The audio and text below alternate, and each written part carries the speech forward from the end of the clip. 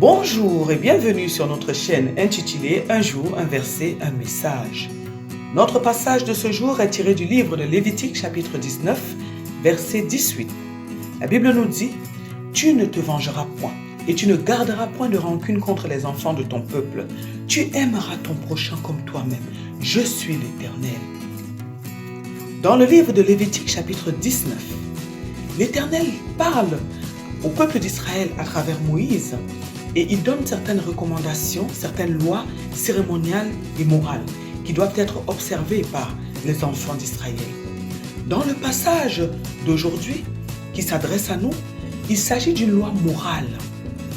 Le Seigneur nous parle d'une loi morale et à travers cette loi, le Seigneur nous demande de ne pas pratiquer la vengeance entre frères, de ne pas nous garder rancune les uns les autres, de marcher dans la loi de l'amour du prochain qui fait partie du plus grand commandement de Dieu.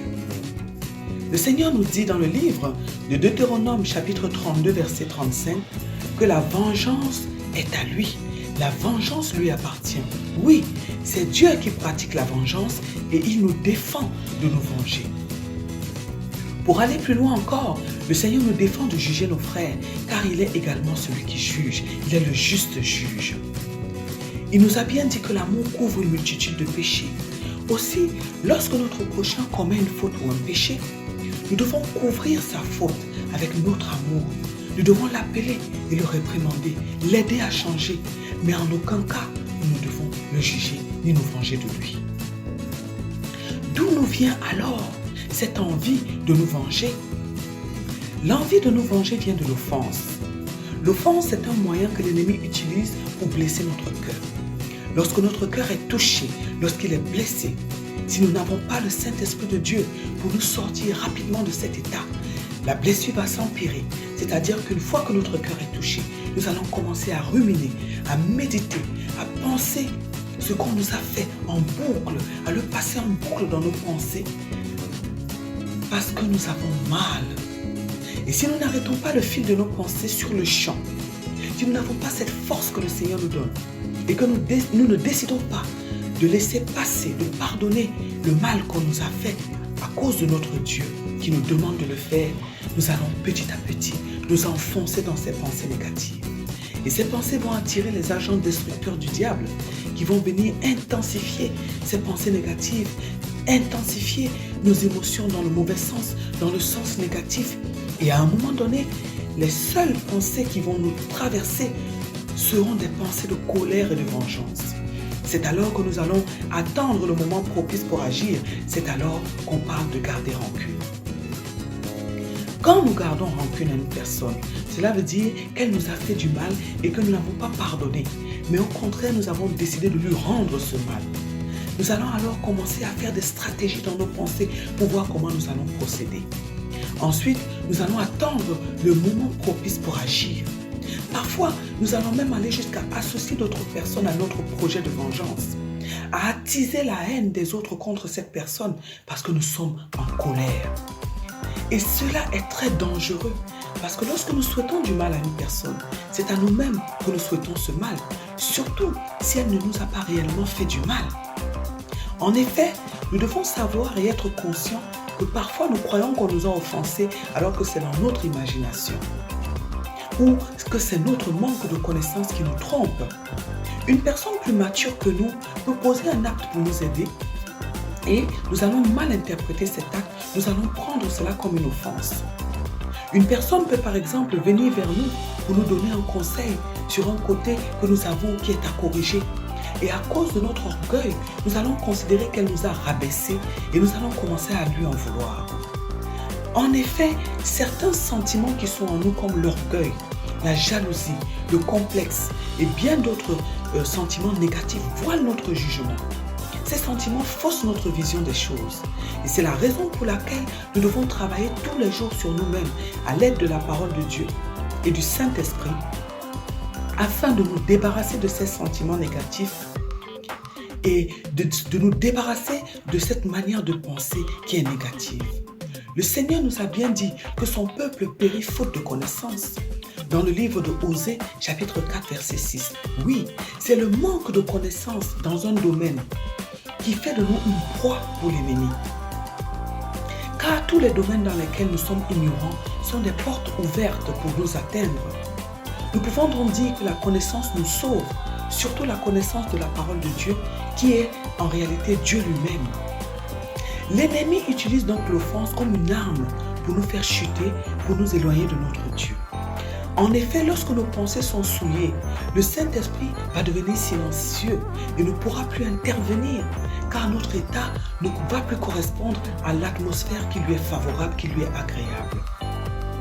Lorsque notre cœur est touché, au début, le Saint-Esprit essaiera de nous aider à vite pardonner. Il cherchera à nous ouvrir les yeux, à nous faire voir la situation sous un angle positif, afin de nous aider à pardonner rapidement.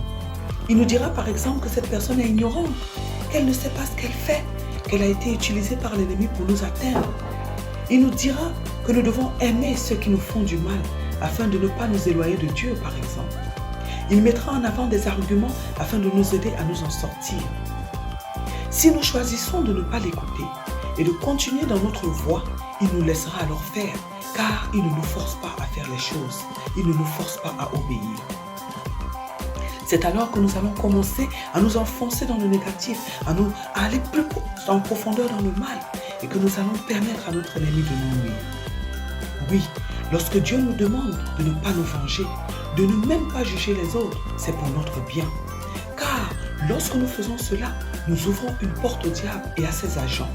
Et lorsque ceci entre dans notre vie, c'est pour amener le chaos, c'est afin de détruire notre vie. N'oublions pas que c'est un ennemi juré et qui est vraiment prêt à tout pour nous envoyer en enfer. Alors, comment faire pour ne pas tomber dans le piège de l'offense? Comment faire pour ne pas juger notre prochain dans un premier temps? Dans un second temps, pour ne pas tomber dans le manque de pardon? Et ensuite, pour ne pas tomber dans la rancune, dans la soif de vengeance. Nous devons apprendre à couvrir les fautes de notre prochain. Et pour cela, nous devons grandir dans l'amour de Dieu, qui ne s'appuie pas sur les sentiments, ni sur les émotions, mais sur une décision d'aimer, de faire du bien à notre prochain. Oui, nous devons décider de faire du bien à notre prochain, nous devons prendre cette décision et la respecter avec l'aide de Dieu. Lorsqu'une personne fait quelque chose de mal devant nous, n'oublions pas que nous ne sommes pas parfaits et que nous devons l'aider à changer et non la juger. Lorsqu'on nous offense, nous devons tout de suite aller au pied du Seigneur dans la prière, afin qu'il nous aide à nous débarrasser de cette offense, qu'il empêche notre cœur d'être atteint. Nous allons également lui demander de pardonner à la personne qui nous a nui. Nous allons prier jusqu'à ce que nous soyons déchargés de ce poids. Pour finir, nous allons nous forcer à regarder, à reparler à cette personne, à nous approcher d'elle pour ne pas créer une distance, surtout s'il s'agit d'une personne qui est proche de nous. Bien entendu, s'il s'agit d'une personne qui a commis un crime, qui nous a empoisonnés, qui a essayé de nous ôter la vie, nous n'allons pas nous rapprocher d'elle pour ne pas lui donner l'occasion de nous nuire à nouveau. Mais nous allons prier pour elle afin que Dieu change son cœur. Le pardon est une chose que nous décidons de faire parce que nous avons compris que c'est nocif pour nous et que nous nous mettons dans une prison, que nous nous faisons du mal à nous-mêmes. Nous devons pardonner afin de ne pas tomber dans la rancune. Pardonner, c'est décider de ne plus en vouloir à une personne qui nous a blessés. Et lorsque nous allons la voir, notre cœur ne doit plus sentir cette douleur. Si notre cœur continue de sentir cette douleur, alors c'est que nous n'avons pas encore pardonné. Et plus nous traînons avec une situation, plus elle met du temps, plus elle grossit à l'intérieur de nous. C'est pourquoi nous devons rapidement nous en débarrasser dans la présence de Dieu en prière. Nous devons également nous débarrasser de tous ces sentiments négatifs, car ce sont des états qui ouvrent la porte à la maladie dans notre vie. La vie nous vient de Dieu, et Dieu est esprit, et il est aussi énergie. Lorsque nous sommes remplis de l'énergie de Dieu, nous avons la vie et la santé. Mais lorsque nous sommes remplis de l'énergie négative, elle entraîne la mort en nous.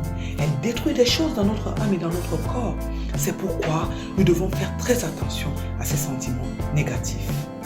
Aujourd'hui, notre Dieu met l'accent sur la rancune et la vengeance. Nous avons compris comment faire pour ne pas tomber dans ce piège de l'ennemi. Décidons aujourd'hui de pardonner à tous ceux qui nous font du mal. Décidons de libérer nos cœurs et de les laisser sortir. Décidons aujourd'hui de ne pas nous venger, car la vengeance appartient à Dieu, comme le jugement. Décidons de retrouver notre liberté, de nous libérer de ce grand poids qui pèse sur nous depuis des années, qui pèse sur nous depuis hier. Appelons le Seigneur si nous n'en sommes pas capables tout seuls. Disons au Saint-Esprit, Saint-Esprit, j'ai besoin de toi. Aide-moi à pardonner. Viens chasser ce désir de vengeance de mon cœur. Saint-Esprit, puissance incomparable, viens me délivrer du manque de pardon. Viens libérer mon cœur de tout mauvais sentiment. Je t'en prie, je n'en peux plus, Seigneur. Je souffre, Seigneur. Aide-moi, je veux m'en sortir. Je veux être libre. Aide-moi, Seigneur. Redonne-moi le sourire. Redonne-moi ta joie surnaturelle et ta paix surnaturelle qui m'a été volée. Sauve-moi, mon Dieu. Sauve-moi, Seigneur. Sauve-moi, Éternel. Notre Dieu n'attend que ce cri. Notre Dieu n'attend que cet appel pour venir à notre secours. Le Seigneur nous ordonne d'aimer notre prochain comme nous-mêmes. Retenons simplement que l'amour ne fait pas de mal à son prochain, mais qu'au contraire, il prend soin de lui. Car nous sommes tous des enfants de la même famille. La famille du royaume des cieux, du royaume de Dieu notre Père. Prions ce matin, afin que Dieu nous donne la capacité d'échapper au piège de l'offense. Prions afin que Dieu libère nos cœurs de tout manque de pardon, de toute rancune, et qu'il nous guérisse si nous avons été atteints par une maladie liée à cet état négatif. Prions afin que Dieu fasse de nous des enfants obéissants, qu'il honore à travers notre comportement, au nom de notre Seigneur Jésus-Christ. Amen. Que Dieu bénisse votre journée, qu'il vous bénisse éternellement, et à très bientôt sur notre chaîne, un jour, un verset.